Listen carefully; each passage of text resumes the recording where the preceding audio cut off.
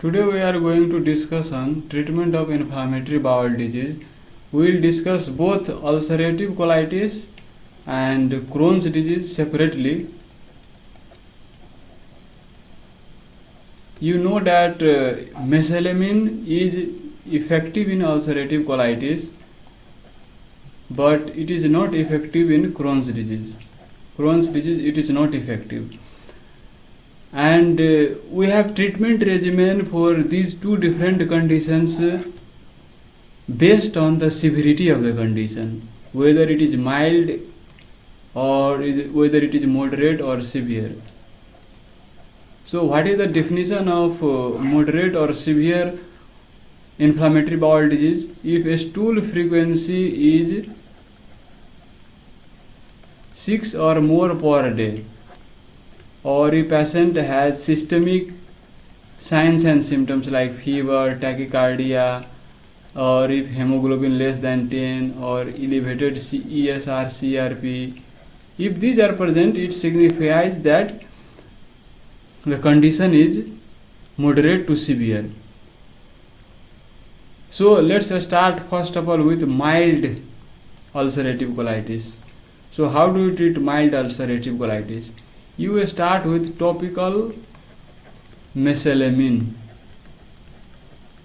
1 time a day at night time, and if patient does not respond to that, we can increase to BD, and if patient does not respond to even to BD dose, then we can add 1 time topical hydrocortisone suppository or enema, or can add budesonide, topical only. Remember, topical steroid.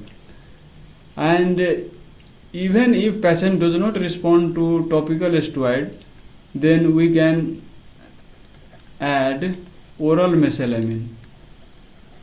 Oral mesalamine. The dose is 2.4 to 4.8 gram divided in 3 doses.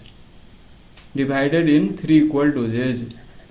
Divided in 3 doses. And let's suppose patient does not respond even to mesalamine, then you can add oral budesonide multimatrix tablet. Budesonide multimatrix tablet. We start with 9 mg for 4 to 8 weeks and then taper it down by 3 mg. Taper down by 3 mg. So this is for induction remission. This is for induction remission. After remission, what do you give maintenance therapy or not? Maintenance for mild ulcerative colitis, maintenance treatment, if you want to keep to prevent relapse, you can keep topical mesalamine. Topical mesalamine. The patient has initially responded with topical mesalamine. Now let's talk about moderate to severe ulcerative colitis. Moderate to severe ulcerative colitis. In this condition, you give IV methylprednisolone. IV methylprednisolone 1 gram for 5 days. And if there is response, you can change to oral prednisolone 40 mg per day and taper it down. If there is no response to IV methylprednisolone, then you can consider adding cyclosporin or infliximab. Any one, not both, cyclosporin or infliximab. If you add infliximab,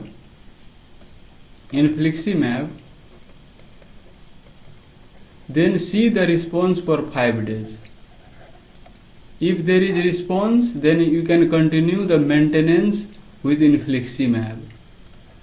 Maintenance, the regimen you give at 2 weeks, then 4 weeks. And if there is no response to infliximab, then give another dose of infliximab. Another dose of infliximab. And if there is no response even with that, then you can consider surgery, colectomy. So I told you that you can start either cyclosporin or infliximab. So this is arm, infliximab. So if you give IV cyclosporin, then you assess the response after 3 days. And if there is response, then you can continue oral cyclosporin. If no response to IV cyclosporin, then consider surgery for colectomy.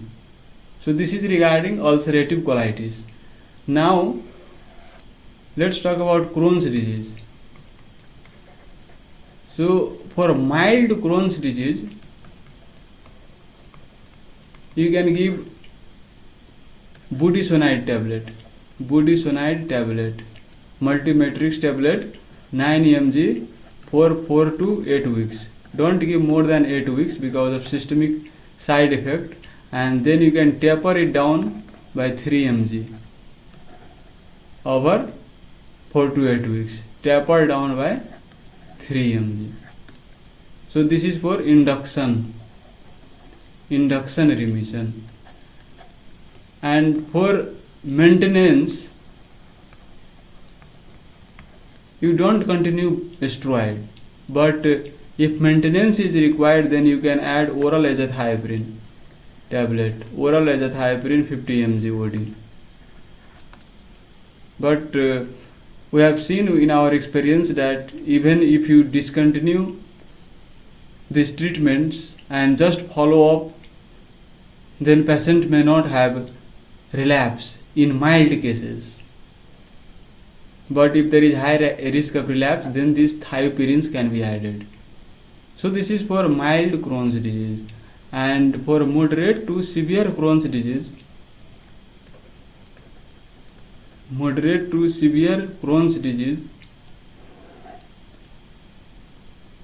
you can give infliximab plus thiopurines like azathioprine. If there is contraindications or patient cannot take azathioprine, then you can just only give infliximab.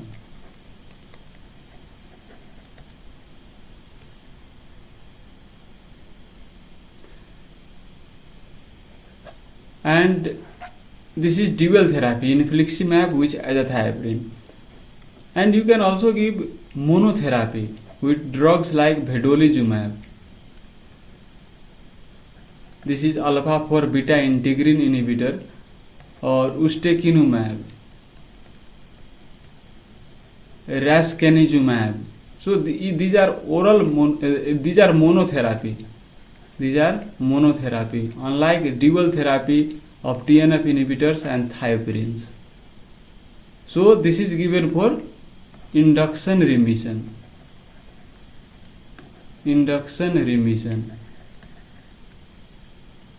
And for maintenance, you can give infliximab. You can continue infliximab.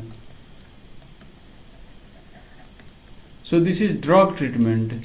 Now apart from that, you also have to give supportive treatment to these IBD patients, like low molecular weight heparin for DVT prophylaxis, because this is inflammatory condition IBD and it predisposes to DVT.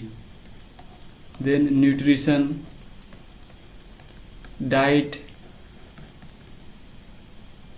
prevention of other complications, like if you give glucocorticoids, then osteoporosis can occur, and health maintenance.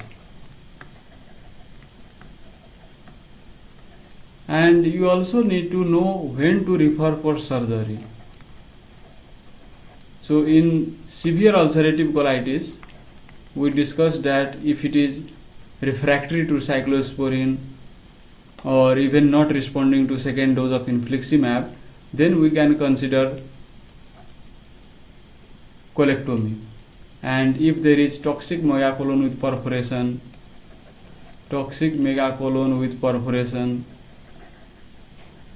in Crohn's disease, if there is a stricture, fistula, perianal fistula, abscess, perianal fistula, abscess, in those conditions you have to consider surgery.